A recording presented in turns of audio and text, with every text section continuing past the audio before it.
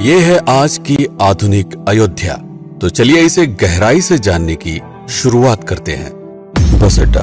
राम मंदिर से 7 किलोमीटर की दूरी पर 14 बीघा जमीन पर 219 करोड़ की लागत से लखनऊ हाईवे पर नया बस अड्डा बनकर तैयार है। Railway station. मंदिर से 1 किलोमीटर की दूरी पर 240 करोड़ रुपए में नया रेलवे स्टेशन डिजाइन किया गया है। भविष्य में अयोध्या से दिल्ली, मुंबई, चेन्नई, बेंगलोर, पुणे, कोलकाता, नागपुर, लखनऊ और जम्मू जैसे शहरों के लिए विशेष रेलगाड़ियां चलाई जाएंगी। हवाई अड्डा। 1450 करोड़ रुपए में लगभग 1300 बीघे में फैला हुआ प्रयागराज हाईवे पर नाके के पास बनाया गया है नया एयरपोर्ट। यहाँ से राम मंदिर की दूरी सिर्फ 12 किलोमीटर है। भविष्य में कई बड़े महानगरों के लिए सीधे उड़ानें उपलब्ध होंगी। घाघरा जलमार्ग। अगर आपके पास अपनी खुद की मोटर बोट है तो छपरा से घाघरा यानी सरयू नदी की सैर करते हुए लगभग 300 किलोमीटर नदी में चलकर भी अयोध्या पहुंच सकते हैं। भविष्य में इस रूट के लिए भी मोटर बोट चलाए जाने का प्रस्ताव है। राम मंदिर। अयोध्या के राम मंदिर की कुल कीमत है 1800 करोड़। पूरी तरह बन जाने के बाद अयोध्या का मुख्य आकर्षण होगा। राजस्थान के मशहूर मकराना के पत्थरों से आकार लेते इस मंदिर की अनुमानित उम्र होगी लगभग 1000 साल। 22 जनवरी को पहली मंजिल का उद्घाटन होगा, जिसमें राम की बाल्यावस्था की मूर्ति रखी जाएगी। बाकी की 2 मंजिलों का कार्य चलता रहेगा। खजुराहो के मंदिरों की नागर शैली के आधार पर इसे तराशा जा रहा है। मंदिर का कुल क्षेत्रफल 156 एकड़ या 251 बीघा है। हनुमानगढ़ी। राम मंदिर से लगभग 800 मीटर की दूरी पर स्थित है हनुमानगढ़ी। मंदिर के आवासीय परिसर को मिलाकर ये लगभग 52 बीघे में फैला हुआ है। मंदिर की 76 सीढ़ियां चढ़कर हनुमान जी के दर्शन के बाद ही राम मंदिर में जाने का विधान है। यह मंदिर अयोध्या शहर के ठीक बीच में एक ऊंचे टीले पर बना है। शहर की तरफ आने वाले आक्रमणकारियों के आने की सूचना यहीं से प्राप्त करके अयोध्या के राजा तक भेजी जाती थी। इतिहासकारों के अनुसार जितनी बार भी अयोध्या पर आक्रमण हुआ उतनी बार इस मंदिर को भी विध्वंस झेलना पड़ा। हालांकि सन्यासियों ने हर बार इस मंदिर को फिर से खड़ा किया। आज यह मंदिर रामानंद संप्रदाय और निर्वाणी अखाड़े के अधीन है। राम की पेड़ी। अयोध्या को सरयू नदी की भयंकर बाढ़ से बचाने के लिए इस बांध का निर्माण किया गया था, जिस पर श्रद्धालुओं के स्नान के लिए कई घाट बना दिए गए थे। इतिहासकारों के अनुसार जितनी बार भी बांध टूटता था, सरयू का पानी अयोध्या की गलियों में घुस आया करता था। इसी बाढ़ से बचने के लिए पूरे अयोध्या में जगह जगह पर ऊंचे टीले बनाए गए थे, जैसे राम टीला, हनुमान टीला, लक्ष्मण टीला। आज ये बांध अयोध्या का मुख्य पर्यटन स्थल बन चुका है। हर दीपावली पर यहाँ लाखों दिए जलाकर रामायण की उस घटना को उत्सव के रूप में मनाया जाता है जब श्री राम अयोध्या वापस लौटे थे। अयोध्या के कई बार उजड़ने के पीछे एक कारण इस नदी को भी माना जाता है। हालांकि इसी नदी की वजह से यहाँ पर गन्ने की खेती बड़े स्तर पर की जाती है।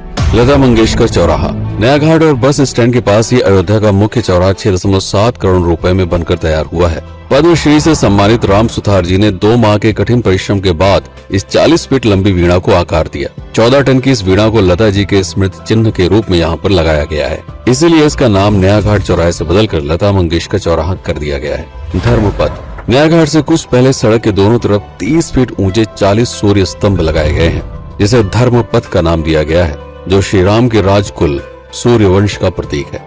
दशरथ समाधि स्थल। नए बस अड्डे के बगल से एक पतली रोड कछार से आगे बढ़ते हुए लगभग 12 किलोमीटर दूर ले आती है दशरथ समाधि स्थल, जो बिलहर घाट पर मौजूद है, जिसके बारे में मान्यता है कि यहाँ पर राजा दशरथ का दाह संस्कार हुआ था। राम मंदिर के साथ ही इस जगह को भी पर्यटन स्थल के रूप में विकसित किए जाने की योजना पर कार्य चल रहा है। भरत कुंड। अयोध्या से 15 किलोमीटर दूर है नंदीग्राम। यहाँ मौजूद तालाब को भरत कुंड कहते हैं। मान्यता है कि इसी जगह से भरत ने पूरे अयोध्या का राज कार्य संचालित किया था। पर्यटकों के लिए इस स्थान को भी विकसित किया जाएगा। गुप्तार घाट। राम की बेड़ी से सरयू नदी के किनारे चलते हुए 10 किलोमीटर दूर स्थित है गुप्तार घाट। ये कैंट एरिया में पड़ता है। इस जगह को श्री राम के जल समाधि के रूप में महत्व दिया जाता है। इसके अलावा अयोध्या नगर में हर गली में कई विशेष मंदिर हैं, जिनकी अपनी मान्यताएं हैं, कथाएं हैं, विशेषताएं हैं। पूरी तरह से विकसित हो जाने के बाद नई अयोध्या को पूरी तरह से जानने के लिए, इसका आनंद लेने के लिए कम से कम 3 दिनों तक यहाँ रुकने की आवश्यकता है। देश विदेश से ज्यादातर पर्यटक भारत आते हैं उत्तर प्रदेश में आगरे का ताजमहल देखने और प्राचीन नगर काशी और सारनाथ घूमने। प्रश्न ये है कि अयोध्या घूमने और श्री राम का मंदिर देखने के लिए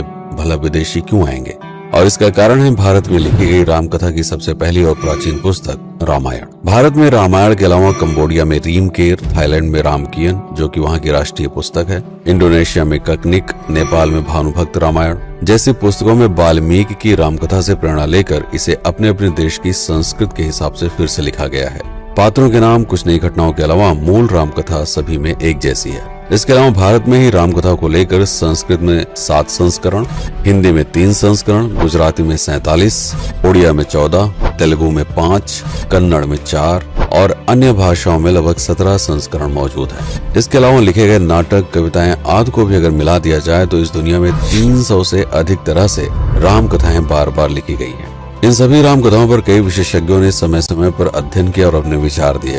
father Camille Bulcke, Hermann Jacobi, Wendy Doniger, Edward अल खरर, Alf Hiltebeitel, Paula Richman, Aubrey Menon, Ramesh Menon, Radha Vishwanath, Shantanu Gupta, Meenakshi Jain, Lala Sitaram, Swami Gyanananda Saraswati जैसे कई लोगों ने समय समय पर राम कथा को लेकर गहन शोध किया और इसमें छिपे हुए मूल कथा के साथ ही इसके इतिहास को समझने का प्रयास भी किया।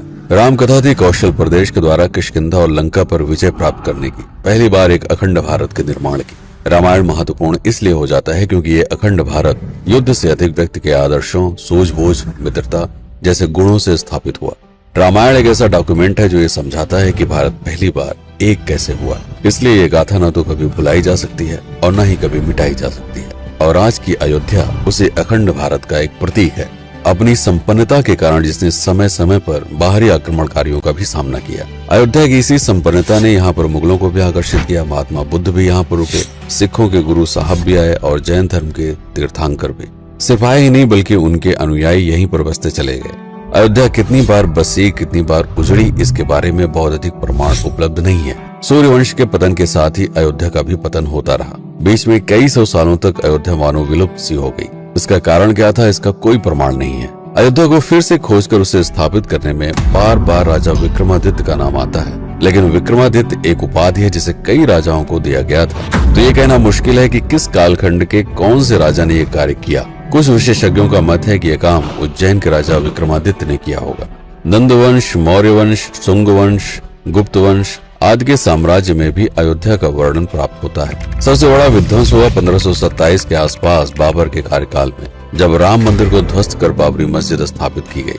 सन 1722 में बंगाल के नवाब अलीवर्दी खान ने व्यापार के नजरिए से राम मंदिर से कुछ किलोमीटर की दूरी पर एक नया शहर बसाने की शुरुआत की। 1730 में अवध के पहले नवाब सादत अली खान ने इसका नामकरण किया फैजाबाद। इन्हीं के उत्तराधिकारी सुजाउद्दौला ने इसे अवध की राजधानी बनाई। 1775 में अवध के चौथे नवाब असफुद्दौला ने फैजाबाद की जगह लखनऊ को अवध की राजधानी घोषित की। रावण अहंकार का प्रतीक और श्री राम विनम्रता के सूचक। सत्ता में आने के बाद हर व्यक्ति को यह बात हमेशा ध्यान में रखनी चाहिए, सिर्फ रंग रोगन और पत्थर लगवाने से राम राज्य नहीं आएगा, बल्कि जिस दिन स्कूल, अस्पताल और सरकारी संस्थानों से भ्रष्टाचार खत्म होगा, लोगों का मुफ्त इलाज और अपनी भाषा में उच्च शिक्षा उपलब्ध होगी, उस दिन भारत उस पायदान पर खड़ा होगा जहां कभी हम हुआ करते थे।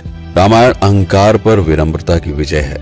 अयोध्या को अगर पर्यटन स्थल का केंद्र बनाना है तो इस आधार पर बसाना होगा, राम राज्य लाना होगा, राजनीति नहीं। यदि इस वीडियो में कोई त्रुटि हुई हो तो उसके लिए क्षमा करें। वीडियो पर समय बिताने के लिए आपका बहुत बहुत धन्यवाद।